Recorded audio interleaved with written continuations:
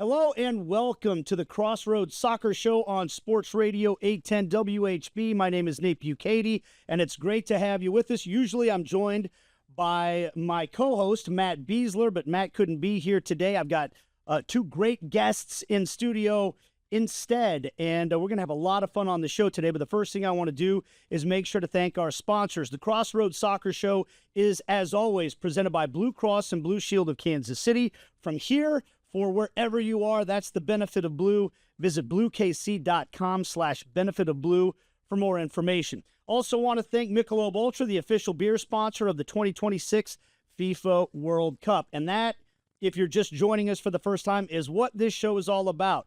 The World Cup is coming to Kansas City in less than 30 days, if you can believe that. And Kansas City is going to be at the heart of all of it. And this show is about getting everybody ready for it, and maybe showing you around different angles of the World Cup, not just the games themselves, but how they work, how they operate, what we can expect, what we hope for, maybe what we're worried about, all those things. And so today I'm joined by a couple of buddies of mine that I get to work with in this industry. And just to preface it a little bit, I know nobody's heard me talk about this, but I've written a book lately. I don't like to bring it up, but it has happened, and it is coming out. And there's a book signing on May 28th, by the way, that I'd love to have you at. But one of the things that the book is called Perfect Pitch, and it's about the history of soccer in Kansas City, its evolution, how Kansas City became the heart of American soccer and landed this World Cup. And as I did research for the book, several different themes kind of kept coming up to me. And one of those themes is just how remarkable this town is for getting involved in things at a level that people wouldn't expect. And the game of soccer is just such a good example of it, because there's all these different tentacles that go into it, from people that play at a high level to owners that had, visionary ideas for stadiums and facilities and branding and things like that, to people that work in the game. And you're talking about market number 33, not one of the bigger markets in the United States. I don't think most people, even in Kansas City, would realize this, but when you look at the national landscape of media coverage for soccer in Kansas, or across the country, how much of that comes from Kansas City is mind-boggling, considering the size of the market. And I'm talking about the foremost writer to ever cover soccer, I think, in the United States, at least at the top of the list, Grant Wall, coming from Kansas City, Shawnee Mission East High School. When it comes to network programming, play-by-play, on-air, things like that, Ali Trost Martin started in Kansas City with Sporting Kansas City, and now is working for NWSL and CBS Golazo and TNT and all these other places, doing U.S. women's national team games. When it comes to Major League Soccer coverage, the reporter for the Saturday Soccer Showdowns, and has been a part of MLS coverage for a long, long time, Andrew Wiebe, from Wichita, Kansas, started with the Kansas City Wizards, lives in Kansas City now, and is covering it at a high level. These are just a few of the names I'm talking about, and that is a long run up to introduce the two people that I have on the show today, because these are the guys that actually make everything happen. We joke a lot in the industry that the hairspray guys get to be, they call it the talent, which is a hilarious term, as if the only people on with talent on the broadcast are the ones yapping into a microphone. But the people that actually make everything happen, your producer and your director, they're the two most important people in the truck, the ones that run everything. And it just so happens, and for those that don't know Major League Soccer's landscape, Sunday Night Soccer is the crown jewel of the thing. It's kind of like, NFL Sunday Night Football. I think that's kind of what people would say is the biggest star of the show when it comes to the NFL. There's no question Sunday Night Soccer on Apple TV is the crown jewel of Major League Soccer's broadcast properties, and I happen to be joined by the producer and director of those shows on Sunday night. In addition, they do a lot of other games as well, but they live in Kansas City. Brad Mertel, producer, Jim Daddona, director. Gents, how are you? Let me be the first to say, as a producer of yours, you looked right down at your time. 6-minute intro? 6-minute intro. I've long said about you that one of your best qualities is you could have a 30-minute conversation in an empty room. Yeah. You were. I thought you were going to do it. I thought we were going 30-minute conversation. 6-minute monologue in a full room too. Right off the bat there. Yeah. Got you right off the bat. I'm a big context guy though, and I like to set up context. And I think I've done. Have I done that? Did I establish what you guys do? You did. This I would have been right in your ear saying, "Hey, you are running us right through. You got to get to break." But That's the great thing about podcasting and talk radio, though. It's great for windbags like me because you can go 15 minutes in a segment as opposed to TV where I have to all of a sudden try to be concise with my thoughts. I did want to lay that out, though, because let's start right there. And Jim, you're a transplant. You moved to Kansas City. Brad, you're like me. You were born and raised here. Does it kind of strike you that idea that, like, there can't be – maybe Portland has cranked out as many people like us that work on a national level or global level in the game, but for a small market, Jim, and maybe I'll take your outsider's perspective first for moving here. Isn't that kind of wild? Yeah, it is. I can't explain it. I don't really know why. I'm from New York originally, obviously a big market. I lived in Boston for most of my adult life, and that's where most of the soccer that I did was in those two markets. So I used to come here a lot to do Revs games here at Sporting, and yeah, it's crazy that it's a small market like this has produced so many people who work at a high level and do a really good job in the soccer television production world. I don't know. Brad might have a better idea. I mean, I think it goes to what we've talked about 100 times about the World Cup being here. We like to punch above our weight class a little bit, right? Like, I think it's a badge of honor to Kansas City to have enough people that are this involved in it and, have our voices heard, have our, pictures seen. It's a badge of honor. Yeah. So let's kind of talk about how you guys got to this point too of doing these games. And I'll start with you, Brad, because you were born and raised here. Were you always a soccer guy? Was that what you aspired to? How did you get into this line of work? No, I came from a baseball family, as probably a lot of Kansas Cityans growing up. Going to Royals games all the time as a kid, season ticket holder growing up. I was a baseball family. So I sort of famously say, I was hired by Sporting Kansas City in 2011 when the new stadium opened.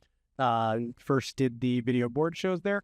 The first Kansas City Wizards or Sporting Kansas City game that I ever attended was the opening of that stadium. 2010. 11. 11 was when it opened. Okay, yeah, 10 was when the rebrand happened. So 11, the 0-0 draw, sellout crowd where the cow was the only thing that scored, which how perfect is that in Kansas City? That was my first That was the first time you'd ever been to a sporting game in person. Yeah. And you ran the scoreboard. When people don't understand this, maybe when you go to a sporting event and you see the video board production, very similar to a television production. There's a booth upstairs, and there's somebody that's public address announced. Yeah. Yeah, it's a whole production in itself, What was your job that day? The video board producer within. Wow. So, yeah, everything that rolled on the video boards, public address announcements, getting fans excited, getting everything, ready to show off this new crown jewel of a stadium that had been built. How many video board productions had you done at that point in your career? For like in a big stadium. Yeah, so my background was coming from Rock Chalk Video. So at KU doing video board productions there at Allen Fieldhouse, Memorial Stadium, the baseball stadium. So you'd done a bunch of those already. Yeah. So you felt pretty good about that part of it. I was certainly nervous, certainly, what lies ahead kind of thing. The second event we ever had in that stadium was the Gold Cup. Wow. The stadium, which that was you throw right into the fire there as well. What national teams played? U.S. was there. I remember Canada was there. Yep. I can't remember. U.S. and Canada didn't play. It was a doubleheader. Canada played. They didn't play against each other. They each played against somebody else. But you did the scoreboard for those games as well. And now you're dealing with all of the CONCACAF regulations and U.S. soccer. It's not owned by Sporting Kansas City at that time, right? So you got a wide swath of it early. Do you remember, was there a moment where all of us, because I've known you for long enough and we've worked, for full disclosure, Brad was my producer for several years while I was doing the Sporting Kansas City games. I know how big of a soccer fan you are now because we text on a daily basis about what's going on. Do you remember a moment or a time when you're like, holy cow, this sport is incredible and I love it?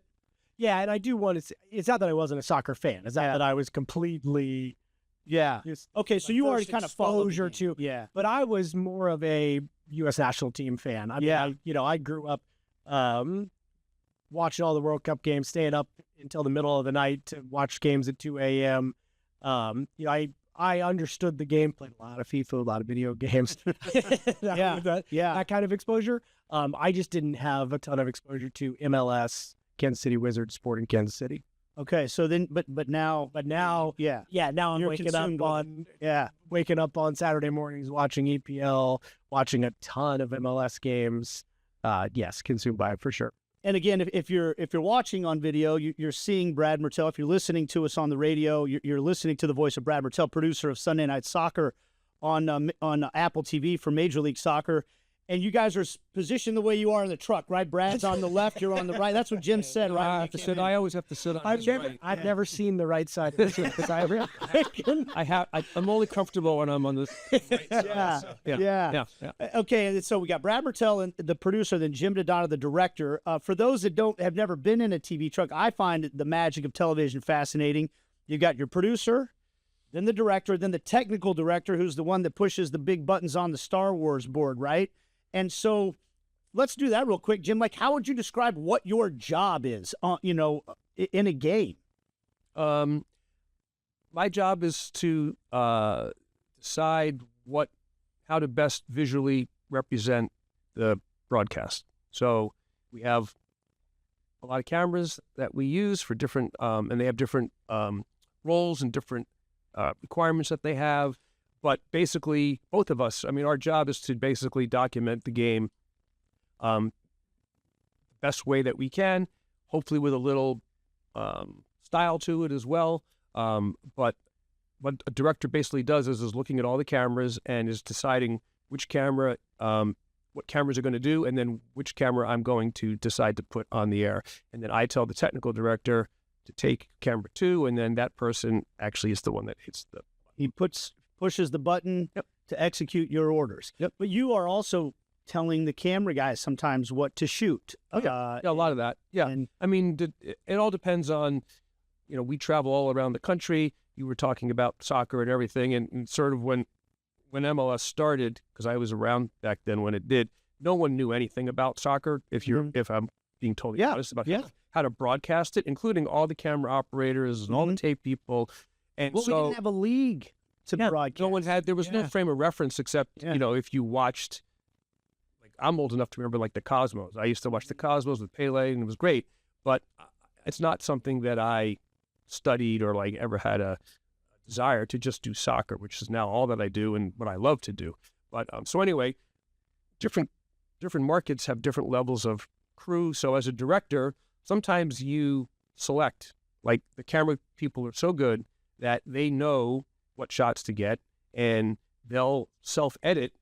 If the announcers are telling a story, a good camera operator is going to do something that's going to progress that story, basically. And I just look at it, I see it, I go, great, I take that camera. When I have to direct with people who aren't as experienced, then you have to really talk camera people into shots that you need, and they may not be thinking about, you tell them, you talk a lot, basically, when in that situation. The way I describe it to people, the producer and director, the director is sort of what everybody pictures when they picture a television broadcast. The person that's sitting there said, take camera 1, take 2, take 3.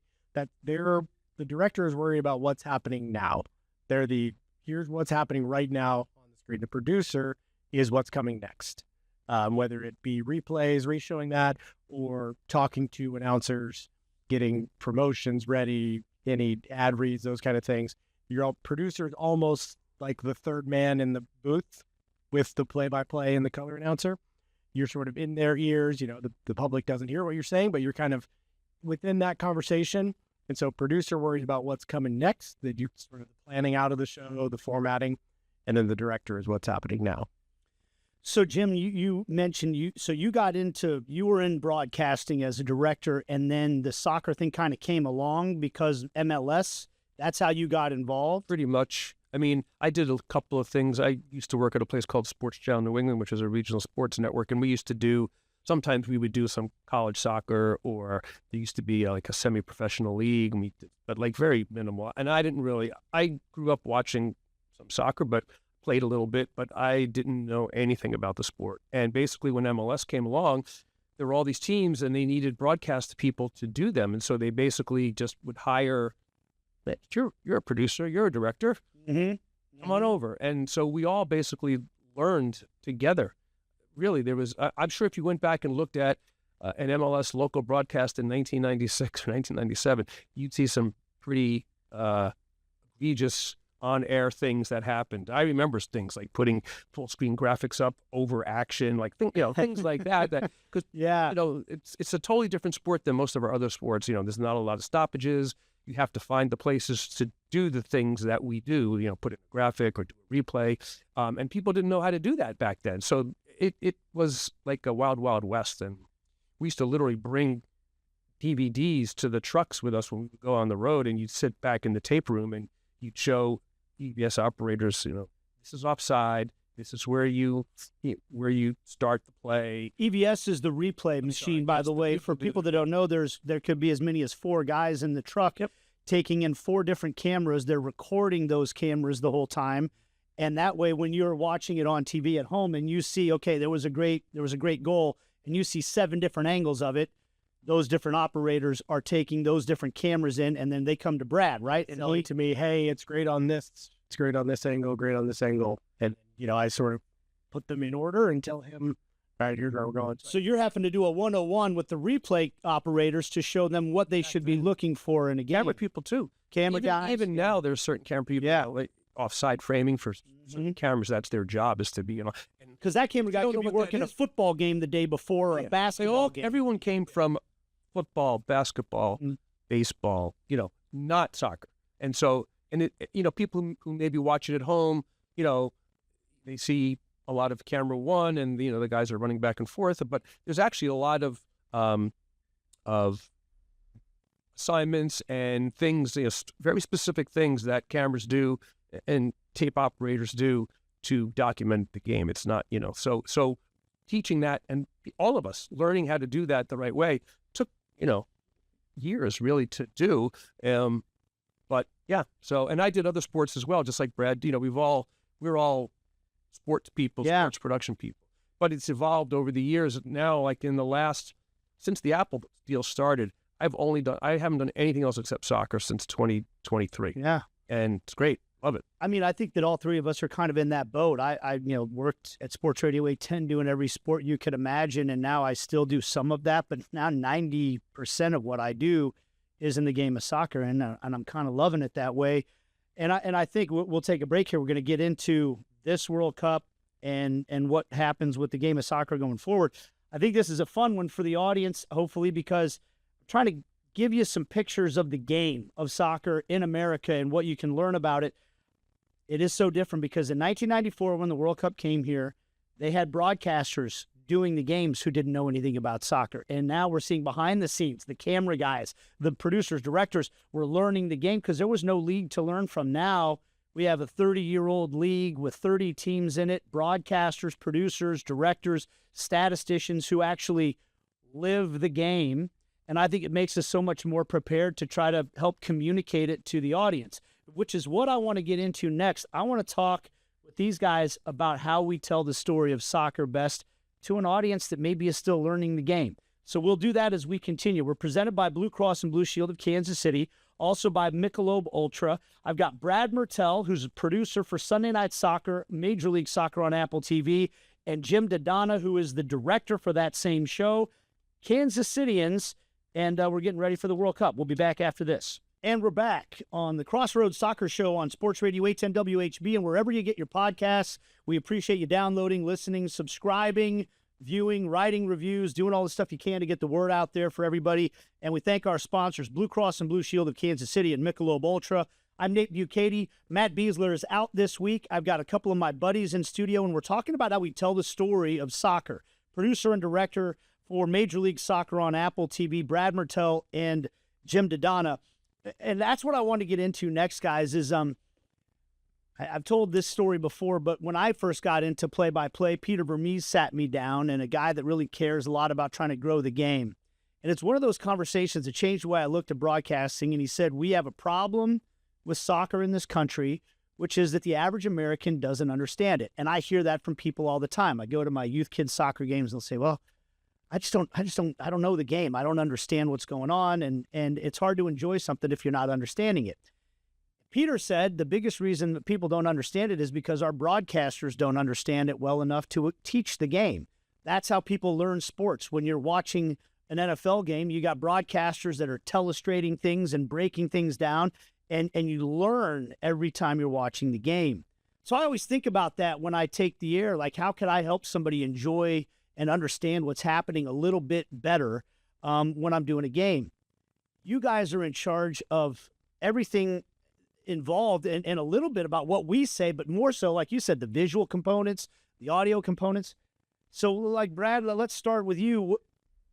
How do we do a better job of explaining the game and helping people understand and enjoy it? Yeah, I think there's kind of two sides of it. There is it needs to be explained. You need to explain the stakes of anything. You know, why does it matter? Why is this important? Mm-hmm. You need to explain the stakes of it. You know, if we're doing an MLS game, where are we at in the season? Where are these teams? How have they been playing lately? What are the stakes here? Why is this important? And then from a production perspective, if I'm looking at a replay, for example, I'll try to, at least the first replay, I'll try to go to a little bit of a wider camera so you can kind of see the play that develops. You know, if you're watching it from the first time and you kind of see this guy took a shot, but you don't see everything else that happened that led to that.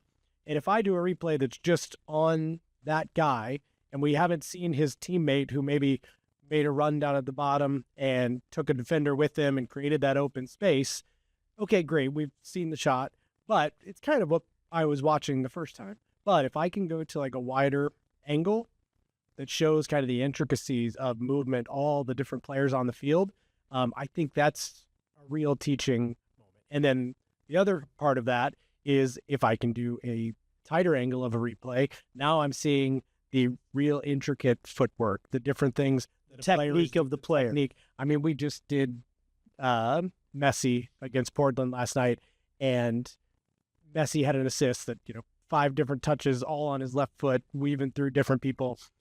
Assist of the year. It was. Did you say within the span? I thought you texted me within the span of 2 seconds he had 5 touches with his left foot. But it took slowing down that angle and really going like frame by frame. And so, as I watch back sort of the sequence of that, it is first one wide. Okay, here's the play. Second one, now we're tight on Messi. And now the third one, we're kind of low to the ground. We're looking at his foot. You see the different touches he takes.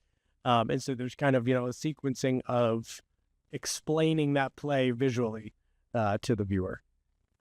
It's funny. I was just, as Brad was talking about that, I think my role is not, I think the other part, there's like the teaching part of it, the component, and then there's also showing people at home like how awesome this game is, how exciting it is, how fast it is, how much the crowd is into it. And I think as a director, that's what I try to bring is to show like some of that, So like, for instance, tell a good story.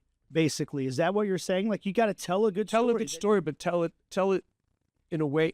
Again, the game is the most important thing, right? I never cut away. If the ball's in the offense, I'm not going to cut away. I want people to see what's going on.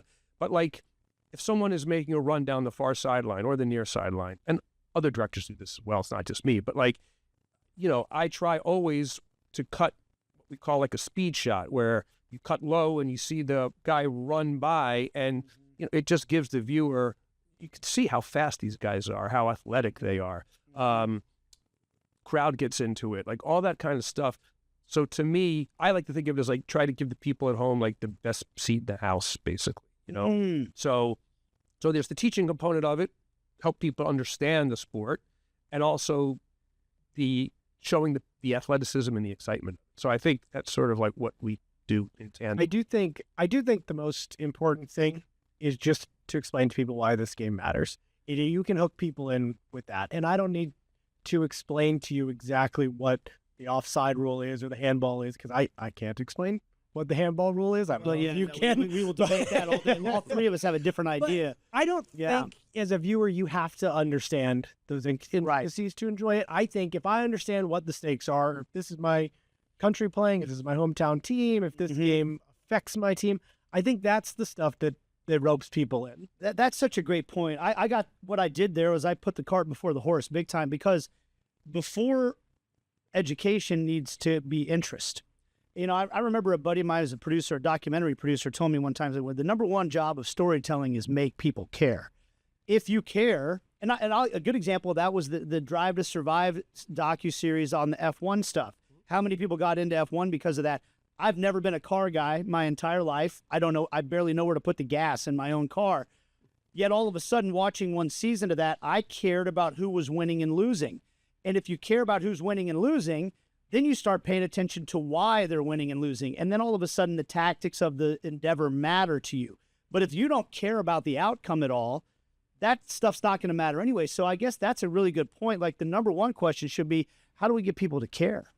How do we tell a story that's compelling to the audience? Yep. And man, I'm curious of your guys' thoughts on that. The other way too, and I mean, this is sort of an old trope, but it's true, is like, you know, you want to build up stars and you want to build up players that people want to see. So obviously we have Messi and we have Son and we have some big stars, but also you want to build up some of the more like the local, you know, a local guy who, you know, could become a budding star type, you know. So that's a combination of stories, you know, graphics, stats, and things like that, and also sort of showcasing them when they get into a game. So I think that's another sort of selling point. Specifically thinking about Messi, before every game, I'll do a meeting with the different replay operators and just go through things that we're looking for. Every time I do a Messi game, I will tell them if he does anything that is some sort of a reaction, I want to see it. If he yells at a referee, if he talks to a teammate, that's news. He is part of this story in every single way. And I don't care if he was 80 yards away from the play that happened. If he pumped his fist and yelled, or if he rolled his eyes back, he's part of the story. That, like, every single thing that we do always sell me, Messi reacted this way, Messi reacted this way. Same thing, coaches too are a great example. And playing off of that specific example is I usually tell camera guys when we have a Messi game, like, if nothing's going on and, you know, you don't have a shot, go get Messi. Go find Messi. Always get Messi, because that's something that he's someone that people are always interested in. And like even the last game we did with the whole fan controversy thing, you know, he was not part of the play when that was going on. You know, the crowd started going crazy, you heard it, and then all of a sudden you get a camera, you know, he was over here, everything was going on over here, and, you know, we picked up him making the gesture and then the waving, and it became it's a whole, you know, whole story now. I think we should give some context on that, because there's probably a lot of people in our audience that don't know about this Messi controversy that you're talking about, and I think it is a good illustrator if you're a fan or if you're trying to learn a little bit about soccer and the World Cup that's coming. The supporters is what they call the fans in soccer. They call them supporters, and they have groups, and they have official groups. In Kansas City, it's the Cauldron, right? This is a very important thing in the culture of soccer. And so the supporters group, La Familia in Miami, was angry that some of the veteran star players, including Messi, had not come over to acknowledge them. If you watch a soccer game, almost all the time, the players, after a game, win or lose, will go over to the supporters section. The ones, it's kind of like the student section at a college football or basketball game. They go over to that group and they applaud them and say, thank you for being here. And the Miami players had not been doing that. So instead of singing their songs and banging their drums and doing that for 85 minutes of the 90 minutes of their last game, they were silent. And that was their way of saying, we matter too. We're important to this equation, and we deserve to be acknowledged by the players that we come to support.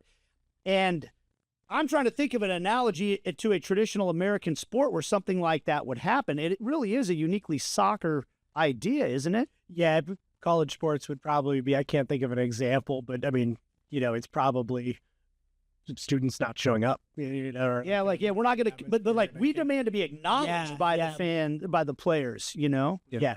And that one was very interesting because there was no public announcement that they were going to do that beforehand. There was no news. Hey, next game we're not going to.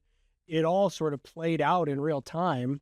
That the crowd's kind of dead today. Was it? And then that happened, and then there was a corner kick later on, and Paul went over to not La Familia, and he starts, pumping them up. And then you realize later on that they went over to acknowledge all the other fans, just not the La Familia fans, because they were mad at La Familia for protesting. So it's a whole like thing. It's a whole story. And so, like, I remember I was watching that game on television, and it was unfolding on Twitter. There were reporters saying, hey, by the way, La Familia is protesting today. It's like a silent protest. But you guys are producing and directing the game. You got to catch word from somebody, or you're noticing it, right, as it unfolds. Yeah, it was Taylor Twellman, our announcer, who, saw the news and, got into what we call talkback. So he talked to the truck and started telling us what's happening. Like, hey, there's a little bit of animosity going on here between the fans and the players on the field. And that's a tough one because you guys are talking about what makes for a good story. Conflict does make for a good story. Like, it's interesting. And even if you're not picking a side, it's like, hey, there's something going on here right now. I do think it's an all news, all news is good news kind of thing. And I think these kinds of things are great for soccer, great for building the league. I mean, if this was the kind of thing that happened in the NFL, you'd have, an hour of First Take talking about this. Debating, because there's some people be like, they should be more grateful to Lionel Messi. His team's won them a trophy. They shouldn't be complaining. Yes, right. And other people going, those guys wouldn't be getting paid what they're getting paid if it's not for the dying support. And plus, these fans are the ones that make the atmosphere. There's a debate to be had there about who's right and who's wrong. But it's bizarre to see that with a team that just won a trophy last year, and they're having a beef with their supporter section back and forth. We're visiting with Brad Mertel and Jim Daddona, producer and director for Sunday Night Soccer on Apple TV for Major League Soccer. And you guys also had an experience last summer you each worked for the FIFA Club World Cup. Now, try to give the context to the audience here. When you play soccer, you play for two different entities. You can play for your club. That's your pro team. That's where you get your money and all that. But then if you're lucky enough, you play for country. That's when the national team calls you in to play in a international competition like the World Cup or other competitions like the Gold Cup, things like that. The Club World Cup was kind of the newish thing. I mean, there's been other iterations of it, but this was the first time, as far as I know, that FIFA decided to get the top professional teams from every continent in the world and make a big tournament out of it. And they did it in the United States. That was last summer. So you had clubs like Chelsea who won it, and Paris Saint-Germain, and teams from Brazil and Argentina and the United States all playing against each other. What did you guys both do for that? I mean, what were you guys doing? You worked? I directed. So we, it's just like the World Cup. There's different venues all across the country because it was a major tournament. So it was all over the country. We were in Atlanta. Both Brad and I were. You guys worked together on that? We did. We were all. There was only one U.S. crew. Which is our crew. Wow. So, so I directed it. Brad tape produced, and basically, it was the first time that FIFA there's a company called HBS that does all the World Cups, the actual productions of the World Cups and international events. And this was the first time that they ever used a U.S. crew for a FIFA-sanctioned event. They use U.S. crews for CONCACAF things and things like that, but this was the first time ever for a FIFA event. We were the only U.S. crew that they've ever used to do that. So it was cool. It was fun. We had Inter Miami there. Just as Chelsea who ended up winning it. One of the first games it was them playing LAFC. So you have this team from the English Premier League playing Los Angeles FC from MLS in the stadium in Atlanta. So this is a tournament that's taking place in the U.S., and there was one U.S. crew. Yeah, because the company, again, that does this, they always have traditionally always, because of the feeling that, soccer is more of a sport in the rest of the world than it is here. Yeah. One of the things about soccer, you were talking about growing the sport and developing it. And we talked about how TV started out kind of iffy. A lot of people didn't know the sport. Unfortunately, that perception has always been in people's minds over in other parts of the world that think that we don't produce a soccer broadcast like they do, which is no longer correct. But that's the feeling about it. So they've always used people, England, Argentinians, Spaniards, all anywhere else in the world, but here. basically. Yeah, and I think the knock on it is that there's not an opportunity for us to get the reps that these people, because these are massive productions. There is huge amount of cameras. There's, MLS Cup level productions in terms of the amount of cameras and replay machines and all that. And these are the types of shows that a director from England is doing every single week. And so within MLS, within the US television, there's not a huge opportunity to get as many reps doing this. And you're also talking about crews in England that the replay operators, the audio people, the camera people work together every single week as a team. And that sort of environment does not exist. It's something to aspire to. Totally true. And it's something that we, with Sunday Night Soccer each week, have a consistent crew and hopefully leads to a good product. But it's not something that really exists within the U.S. Yeah. That being said, U.S. does television better than anybody. I'm not saying we do soccer television, but the one thing that Americans have going for them is we know television. You look at all of the other sports. We know how to put on a big show. Yes, absolutely. Yeah, I mean, that's kind of an American thing. We know how to put on a big show. Yeah. I want to get into kind of how we blend those two things together, but I do think this World Cup, I was a little disappointed when I saw a lot of that happening with the Club World Cup last summer and with this World Cup. I was hoping that, 1994 was the World Cup where we as a country got introduced to the game of soccer. And now this World Cup is our chance to show everybody how far we've come. And what I'm learning right now, I feel like I've been learning this for over a year now, is the rest of the world doesn't think we've come very far at all. Talking about the team or us? The TV. the whole thing. The country. I think the rest of the world doesn't think that America has come very far when it comes to our ability to play the game, when it comes to our ability to broadcast the game. I think the perception is we're still a non-soccer country. And I guess I'm hoping that when they get here this time, they're going to be like, well, this is different than it was last time around. There are people that know it, but how do we show that? I guess that's what, am I foolish for even thinking we can, win some people over in that regard? I think, you were talking about fans and how this sport is sort of different than any other sport. I mean, the in-stadium experience for MLS games is phenomenal in general. Most places now are sold out. The venues are great. And the venues are great. And the supporters are fantastic. And it's really fun. You go to a game and it's like, this is awesome. It's really, really fun.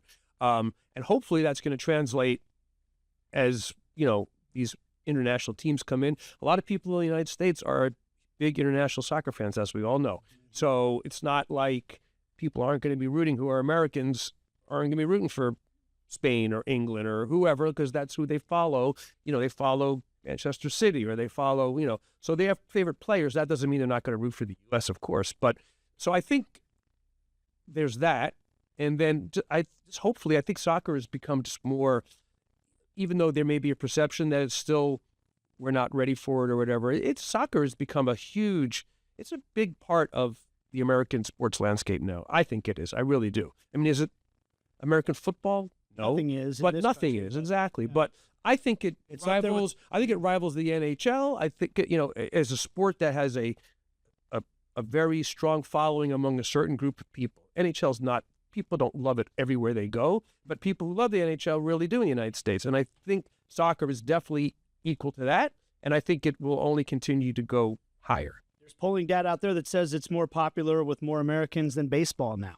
So we'll see. Yep. We'll see. We're going to take a break. When we come back, I'm going to do some rapid fire stuff with these guys about what makes for a good soccer show on television and get their thoughts on what we think this World Cup is going to be like now that we're just less than 30 days away. This is the Crossroads Soccer Show, presented by Blue Cross and Blue Shield of Kansas City, and also brought to you by Michelob Ultra. And welcome back to the Crossroads Soccer Show on Sports Radio 810 WHB. Nate Bukaty with you. Matt Beasler's off this week. He'll be back. We're going to be taking the show on the road. We got one coming up at Nick and Jake's. We got one coming up at Blue Cross and Blue Shield of Kansas City, which is going to be an amazing thing.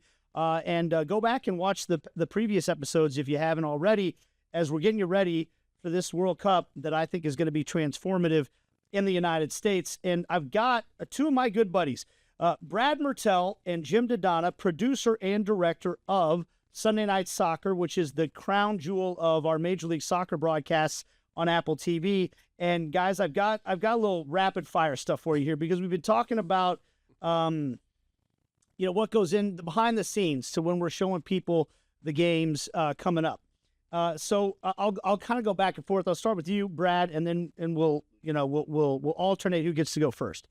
Your proudest moment as a producer of a soccer broadcast. What's a moment that you're like, nailed it? That was awesome.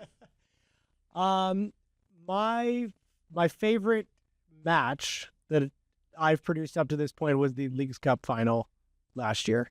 Miami at Seattle. Match went a little bit off the rails afterwards. If people aren't aware, there was a confrontation. Luis Suarez spit on a security personnel for Seattle. Yes, for Seattle. Yeah, punches thrown. All that. I don't love going back and watching all of that stuff, and I'm still mad at Luis Suarez for kind of ruining what I felt. It's almost like you're pitching a perfect game. Like, and then the ball breaks out. Final whistle happens, and oh my gosh. Yeah. So that's not the part you're proud of. What were you most proud of about that game? I mean, that game was absolutely a spectacle. It was Messi playing in Seattle against 70,000 people for a trophy. It came together in about a week, right? Whenever the League Cup semifinals were probably a week before, and those two teams advanced. And, so it was, so Seattle sold 70,000 seats to a game in a week. They also had fans bring in their Messi jerseys and exchange them for Paul Rothrock jerseys, who was a lesser-known player. That's right. That fans about that. And he scored a goal in the game, if I remember. He scored. Correctly. So that's, I'm picturing him. I had said he scored right in the 93rd minute or whatever. They were up 2-0. He scored to make it 3-0, and just the outburst of emotion from him, the stadium erupting. I remember a shot we had of him like right in front of our handheld camera, just screaming top of his lungs. And it was sort of this, like, it was cool. You remember the story going in, Brian Schmetzer, the coach for Seattle, they asked him about, hey, you're about to play Messi in a final. And he said, well, they've got Messi, but we've got Paul Rothrock. Great, wonderfully delivered line. And then he scored. And then he scored, and he brought it home. It's sort of an underdog story, and they're in front of 70,000 of their fans. And it just, the scene, everything went great on that production. Yeah. How about you, Jim? I don't have a proudest moment, but I would say that certainly soccer-wise, I was fortunate enough to do all of Messi's games when he first got here. All that, attention was on him. Yeah, so, his first goal that he scored and the sudden death, at the very end of the free game. kick against Cruz Azul. So that was fun, obviously. I mean, because it was the excitement around him was huge, and we never know how many people actually watch our games because Apple doesn't provide those numbers, but hopefully a lot of people. So so it was good. It was that was great. Yeah. What's the funniest moment? Like something that just made you guys die laughing in the truck? Ooh. There's a lot of laughter in the truck. We laugh a lot. A lot of it has nothing to do with the game that's going on. The funniest moment. I don't know. I'll let you. I don't know if this is the funniest. It's the one that comes to mind most recently. We were doing a game at LAFC, and Denny Belonga for LAFC, very, very fast winger for them, gets by a defender, and the defender, last ditch, grabs his shorts. Oh, yes. And pulls his shorts down to the point where his rear end is hanging out, and he quickly lets go, and he then Belonga turns around and kind of takes a little bit of a swing at him, doesn't hit him, but say, hey, what are you doing? Yeah. And so yellow cards are given, one for pulling the shirt, one for the punch, and we've got announcer saying, hey, can we get a replay of that yellow card? I think he threw a punch at him, and I'm sitting there looking at all the different angles we have, and I'm trying visually in my head, I'm seeing his rear end on every single camera and so I'm trying to pick a replay angle that shows, okay, here's what happened. He threw a punch, but also not show his rear end. put everything out there onto television. That's a conundrum. That kind of leads me to this question that I have to say. Sometimes we get to see a little behind-the-scenes action of when a goal happens, and it just seems like all chaos is breaking loose in the truck. You're screaming things. You're screaming, camera 1, camera 2, and he's, give me this replay. What is the hardest moment in a soccer game to cover as a producer and director? Whether it's a free kick or a goal or a red card or whatever, like what's the hardest moment and why? By hardest, you mean like the most challenging? Yeah, the most challenging, which could be the most fun too, I assume. But something that happens away from the ball is what comes to mind. Free kick's very easy. Not to you can prepare for that. I always when I've done football in the past, football is a great television sport because you play and then you can do a replay and you stop, start. Every single play, they're going to put the ball down right here. Every camera's going to find it. Everybody's going to get set. Everybody find your, it's free kicks like that. Yes. Free kick. Here's where the ball's going to be. Okay, everybody get your position. I think, if somebody pushes someone way back on the other side of the field from where the ball is, because naturally all the cameras and everybody is watching where the ball is. So I think it's finding those angles, finding something that would show, what happened 50 yards away. I think for me, the biggest, now that I think about it, it's almost like, if there's a set piece, a corner kick or something, and the ball's crossed into the box and, there's a big scrum in there and the ball goes in the net and like, you're not exactly sure who hit it off. Then you're kind of relying on your own instincts. You're relying on your camera operator to get the right. And 9 times out of 10 we're usually right. But there's been a few times where it's it's not the right person, and that always upset. That's upsetting to me. That's challenging to me. I've had that as a commentator a lot of times where, especially on a corner kick when there's 8 guys around, and the ball goes in, and I'm sure that it was Paul Rothrock that scored. But then I look down at my monitor and we're zoomed in on Neymar or some other player, and then I start thinking to myself, I don't think he was the one that scored, but now I'm not sure. And then you wait and you pause and you're trying to see, like, am I going to get a replay? Waiting for the players to give you the cue. Yeah, like which guy was celebrating? Yes, Yeah, that's what I do sometimes too. Is like, and sometimes the wrong guy celebrates because he wants to get credit for the goal, but it's an own goal on the other team or whatever, and it's okay. That's a great message. My message to any player who's going to celebrate a goal they didn't score is like, you will be found out. We will find you. The cameras are. Eventually they're going to show. Yeah. You're going to see who it was. And I will say this, just a thought I had too on it.